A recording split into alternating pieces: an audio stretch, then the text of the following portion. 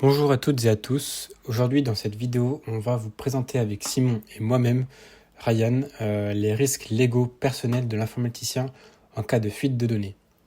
Donc pour ça, on va donc commencer par vous présenter le plan. Après l'introduction, nous allons voir ce qu'est une fuite de données, la typologie des données concernées, le rôle de l'informaticien, le cadre légal du RGPD, les obligations du professionnel, les risques personnels. Nous citerons également quelques exemples de fuites et leurs conséquences, les conséquences d'une fuite et les bonnes pratiques à avoir. Enfin, nous conclurons. Aujourd'hui, les données personnelles sont partout, sur les sites internet, dans les applications et dans toutes les entreprises. Elles contiennent des informations précieuses sur les clients, les employés et les partenaires, et leur sécurité est devenue un enjeu majeur. Lorsqu'une fuite de données se produit, cela peut avoir de graves conséquences, comme par exemple des pertes financières, des atteintes à la réputation ou encore des poursuites judiciaires. Et ce qu'on oublie souvent, c'est que l'informaticien peut être personnellement tenu responsable en cas de faute ou de négligence. L'objectif de notre exposé est donc de comprendre quels sont les risques légaux auxquels un informaticien s'expose et surtout comment il peut s'en protéger. Qu'est-ce qu'une fuite de données? Une fuite de données est une exposition d'informations et ou de données privées ou sensibles sur une plateforme. Cela peut être causé par différents événements qui peuvent être accidentels, comme des erreurs humaines, de mauvaises configurations, ou malveillantes, comme des piratages, malware, phishing, etc., ou encore une utilisation d'appareils personnels non sécurisés. Cela peut toucher n'importe qui, des clients, des employés, des partenaires, et j'en passe. Toutes les données n'ont pas la même valeur ni le même niveau de risque. On distingue donc plusieurs types de données qu'un informaticien doit protéger. Il y a d'abord les données personnelles, comme par exemple le nom, l'adresse ou le mail d'un utilisateur, courantes souvent quand on s'identifie sur un site internet. Ensuite, il y a les données sensibles qui concernent par exemple la santé, les opinions politiques ou les empreintes biométriques. On trouve aussi les données professionnelles comme les contrats, les mots de passe ou les informations clients et les données techniques, par exemple les journaux de connexion, logs ou les adresses IP. Toutes ces données peuvent être exploitées par des personnes malveillantes, d'où l'importance de les protéger avec des règles strictes. Le rôle de l'informaticien.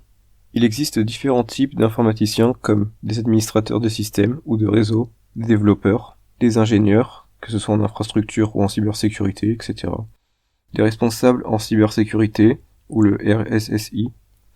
Concernant les données personnelles, ils sont garants de la sécurité informatique, ils ont obligation de confidentialité, donc ne pas dévoiler ces données, et de prudence, identifier les failles de sécurité et les corriger rapidement, et participer à la prévention et à la gestion des incidents.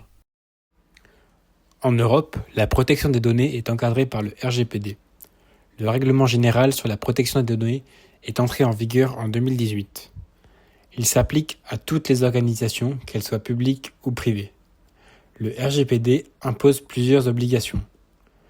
L'article 32, lui, exige de sécuriser les données, par exemple en les chiffrant ou en contrôlant les accès. L'article 33 oblige à informer de la CNIL dans les 72 heures après une fuite. Et l'article 34 impose, lui, de prévenir les personnes concernées si leurs données ont été compromises. Si ces règles ne sont pas respectées, les sanctions peuvent être très lourdes, allant jusqu'à 20 millions d'euros d'amende ou encore 4% du chiffre d'affaires mondial de l'entreprise. Ces obligations concernent ainsi les informaticiens, car ils sont directement impliqués dans la gestion et la sécurité des données. Les obligations du professionnel. Le professionnel est obligé de respecter les politiques de sécurité, de mettre à jour les systèmes régulièrement afin de corriger les failles dans ces derniers, et de ne pas divulguer d'informations confidentielles et de prévenir immédiatement un incident. En cas de fuite, les conséquences peuvent être très graves pour les informaticiens eux-mêmes. D'abord, il y a les sanctions internes, comme un avertissement ou un licenciement.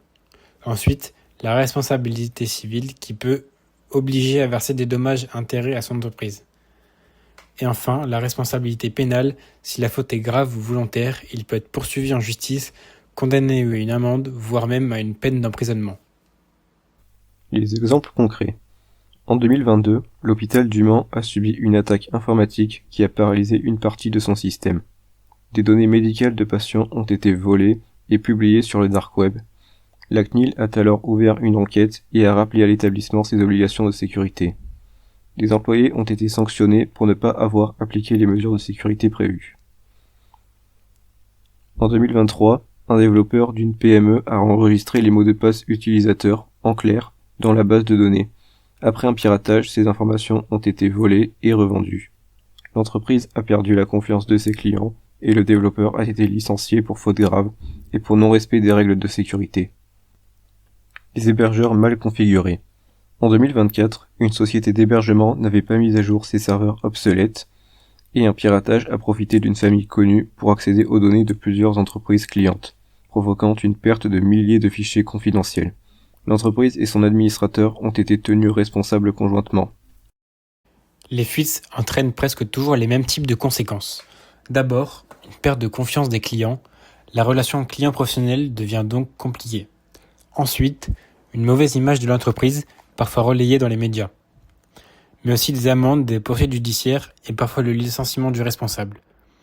Une seule erreur peut donc avoir des répercussions à la fois financières, professionnelles et personnelles. Les bonnes pratiques à avoir sont avoir un mot de passe fort, avec des caractères spéciaux, faire des sauvegardes régulièrement, activer la double authentification, 2FA, sur tous les comptes sensibles, éviter les supports non protégés, clés USB, disques personnels externes, etc., tenir à jour tous les logiciels, systèmes d'exploitation et antivirus, et se sensibiliser, c'est-à-dire participer aux formations en cybersécurité proposées par l'entreprise.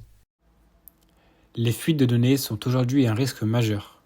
Elles peuvent avoir de lourdes conséquences autant pour l'entreprise que pour les informaticiens. L'informaticien doit donc toujours rester vigilant et respecter les règles du RGPD ainsi que les consignes internes de sécurité. En résumé, il doit protéger les données comme si c'était les siennes.